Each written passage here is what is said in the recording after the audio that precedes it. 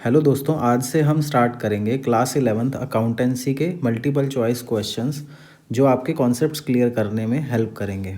तो चलिए स्टार्ट करते हैं।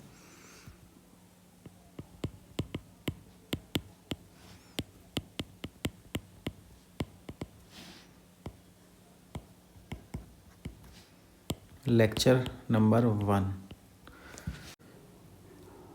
तो चलिए पहला क्वेश्चन देखते हैं। What is the primary purpose of financial accounting?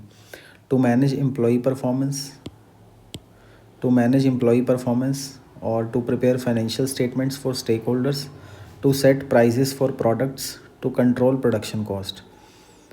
तो एम्प्लॉई परफॉर्मेंस मैनेज करना तो नहीं है फाइनेंशियल अकाउंटिंग का प्राइमरी पर्पस, ना ही प्रोडक्ट के प्राइस को सेट करना और प्रोडक्शन को कंट्रोल करना है। तो मेन पर्पस क्या हो गया फाइनेंशियल अकाउंटिंग का? To prepare financial statements for stake holders.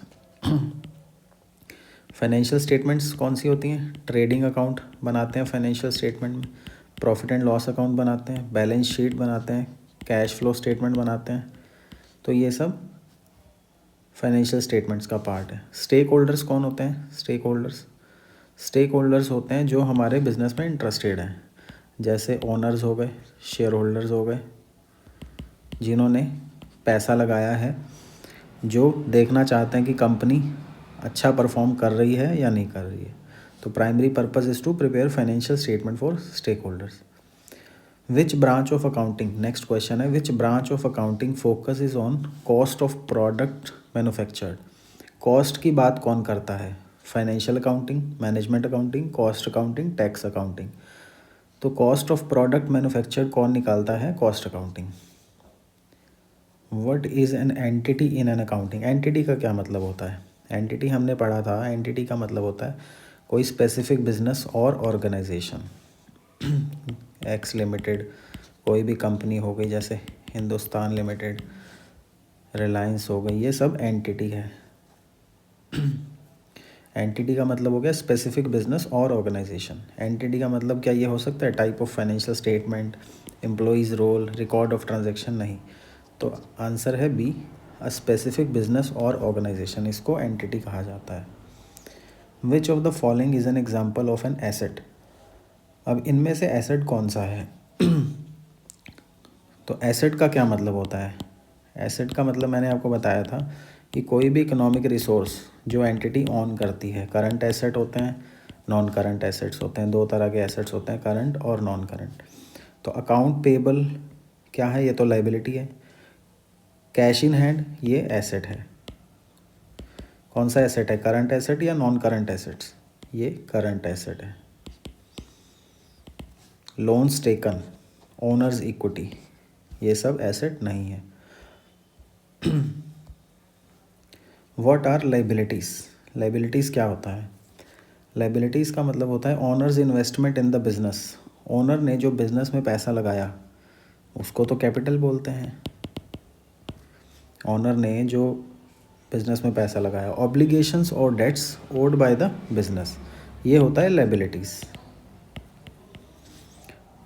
Total income generated, ये तो इनकम हो गया, एक्सपेंसेस हो गए, तो लाइबिलिटी हुआ ऑब्लिगेशंस और debts owed by the business. What term describes money withdrawn by the owner for personal use? Personal use के लिए पैसा निकाल लिया बिजनेस से, तो उसको क्या बोलते हैं हम? ड्राइंग्स ही बोलते हैं ना। बिजनेस में पैसा लाया तो उसको कैपिटल बोलते हैं, जब पैसा निकाल रहा है तो उसको ड्राइंग्स बोलते हैं। ड्राइंग्स कैपिटल में से डिडक्ट होती हैं। Which of the following is classified as revenue? Salaries paid, ये तो एक्सपेंस है। सेल्स फ्रॉम प्रोडक्ट, ये रेवेन्यू है। लोन्स रिसीव्ड, रेंट एक्सपेंस, ये रेवेन्यू नहीं है। रेवेन्यू का मतलब होता है sales from products. Revenue is a broader terms which include sales also. What are expenses?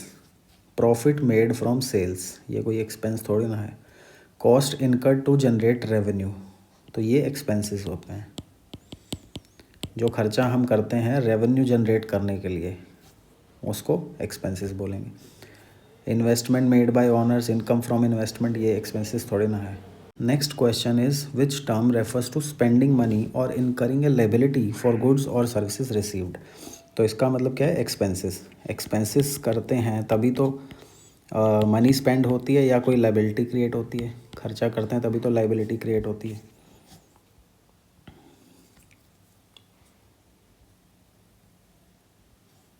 What is profit. Profit का मतलब क्या है, टोटल इनकम जनरेटेड प्रॉफिट होता है क्या, रेवेन्यू माइनस एक्सपेंसेस, या लॉस इनकर्ड ओवर टाइम, या initial investment. What is profit. Profit is revenue minus expenses. What is a gain in accounting. Gain मैंने आपको बताया था इंसिडेंटल एक्टिविटीज़ से अगर हमने कुछ कमाया है तो प्रॉफिट फ्रॉम रेगुलर ऑपरेशंस को गेन बोलेंगे क्या, नहीं। प्रॉफिट फ्रॉम इंसिडेंटल ट्रांजैक्शंस, ये हो गया gain. Which of the following items is considered as liability. Cash in bank क्या है, लायबिलिटी है, तो एसेट है, करंट एसेट। ऑफिस फर्नीचर ये भी एसेट है, non current asset. Accounts payable ये क्या है, करंट लायबिलिटी, ये लायबिलिटी है। सेल्स रेवेन्यू ये तो रेवेन्यू है। What is voucher in accounting. Voucher क्या होता है, टाइप ऑफ एसेट होता है या फॉर्म ऑफ पेमेंट होता है, रिपोर्ट ऑफ प्रॉफिट होता है, या documentary evidence of a transaction होता है। तो वाउचर का मतलब है documentary evidence of a transaction. Current assets क्या होता है। करंट एसेट्स मैंने आपको बताया था जो एक साल के अंदर अंदर हमें रियलाइज हो जाएंगी, वो assets that are expected to be converted to cash within a year. Which of the following is classified as non current. Non current कौन सी एसेट होती हैं, कैश करंट एसेट्स है, inventory current asset, account receivable current assets, equipment is a non current asset.